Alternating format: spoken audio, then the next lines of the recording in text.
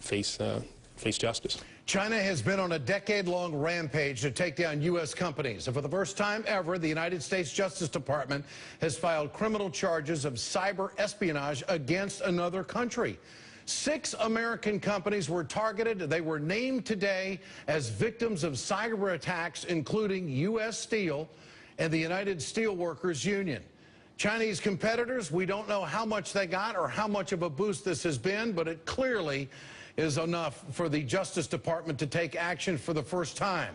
So when you hear that story in business about how your competition is eating your lunch, maybe this is the story America should pay attention to.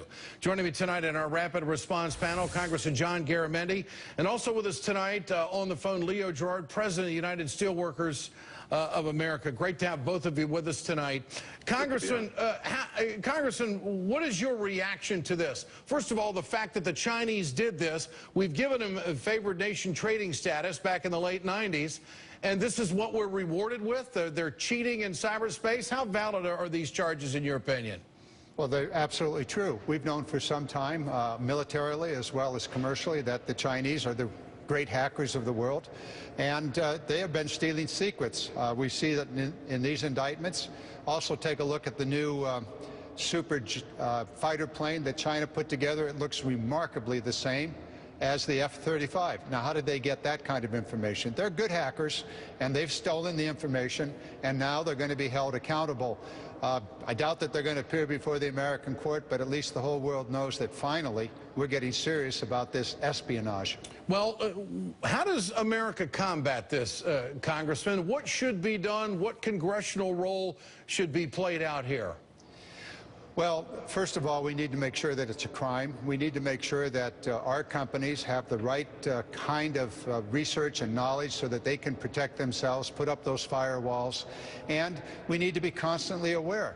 This is part of the new modern way of espionage, and in this case, it's a country, China, using its military to go after domestic American companies, stealing their intellectual property, stealing the kinds of plans that they need. And I'll be really interested to hear what Leo Gerard has to say about why would you hack a union. I have an idea, but it may have to do with our program called Make It in America. Yeah. How do we rebuild the American manufacturing sector? I know you have been a big part of that in Congress, a real effort to bring it to the American people, and the theme of Make It in America with incentives for business people and everything.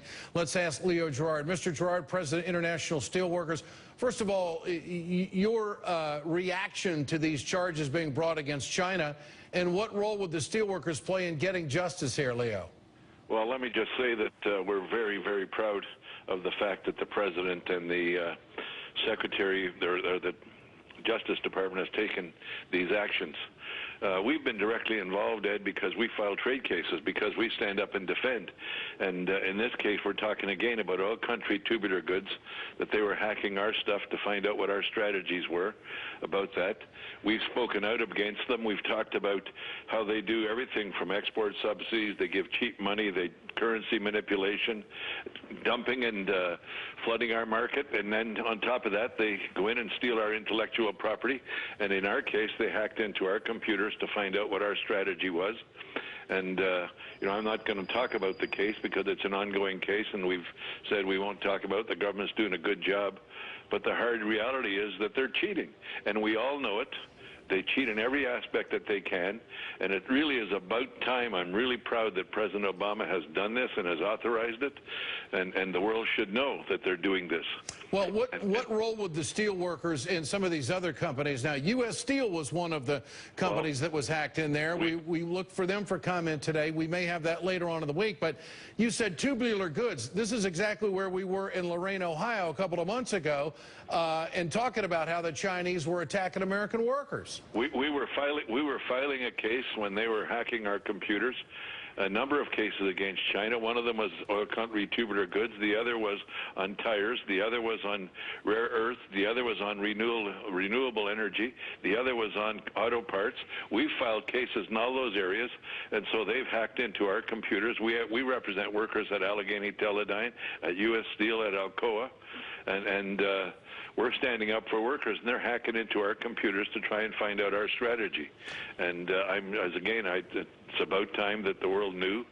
And I'm proud that the president has taken these actions, and it's going to be ongoing, and we intend to be as cooperative as we can be. Congressman Garamendi, what would this do to the world steel market? Let's just focus on steel for just a moment. Sure. I mean, obviously, their intel on how they operate, how they invest, how they manufacture has been compromised.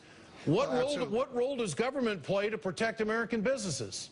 Well, first, filing charges such as we see here, but then we also have to make sure that we have the technological capability to build the firewalls, to arm our companies with the kind of knowledge that they need in the internet world to protect themselves, to stop the hacking. And this is not just a problem that exists with secrets, business secrets, but this also is a very serious vulnerability that America has in our critical industries. For example, the electricity industry. Hacking into that electricity industry could shut down this entire nation. We know it's a vulnerability. The federal government has been moving, and frankly, I think Congress and the Senate have been too slow in forcing our key industries to protect themselves, to put in place the necessary technology in their computer systems to make sure that we have the security we need in our key industries. And obviously we see it here in the business world. We have to protect ourselves, and we have to make sure that we set forth the policies and the requirements. Mr. Gerard? If I could, when you talked about how it would affect the global steel industry, let's remember that the Chinese have got millions of tons of overcapacity. They've deliberately created that overcapacity because their objective is to flood our market, to drive our businesses out of business, and they're doing that in all the sectors of the economy that I just represented. And we need to not only slam the door shut because of their cheating, we need to slam the door shut because our trade language does not work. We first have to lose jobs. We first have to lose market share. Our companies have to first lose money before we can succeed in a trade case. The Chinese are hacking into our stuff so that they can figure that out and they can flood our market. And when we win the case, we've already lost jobs. All right. Ed, let me give you another example of what the government can do. Sure. We should have a policy in place that our tax money, the American tax money, is spent on American-made equipment and goods, whether it's steel or solar equipment, whatever. Use our money to rebuild the American economy. That kind of legislation needs to be put in place as part of the Buy American. We need to strengthen it. Congressman John Garamendi and Leo Gerard, President of Steelworkers International, we will do more on this story because this cuts right to the fabric of our economy and jobs and economic security for the country. And what about the loyalty of buying American? We don't talk enough about that. Congress, some have, such as Garamendi and others. Coming up, Dick Cheney's selective memory lands him in Pretenders tonight. Stay with us.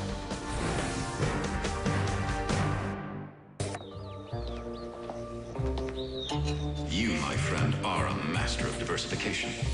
Who would have thought 3-cheese lasagna would go with chocolate cake and ceviche? The same guy who thought that small caps and bond funds would go with emerging markets. It's a master.